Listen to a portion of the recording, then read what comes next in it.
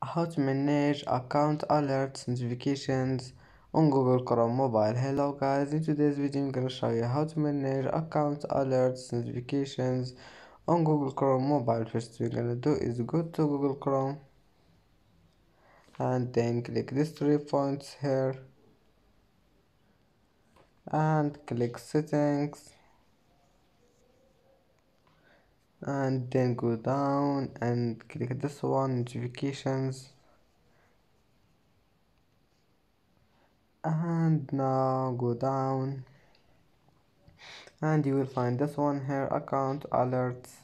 If you want to turn it off, all you need to do is just one click, and as you see, account alerts has been turned off, and just click once again if you want to turn it on.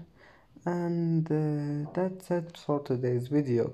If you like this video, please don't forget like and subscribe, and see you in the next video.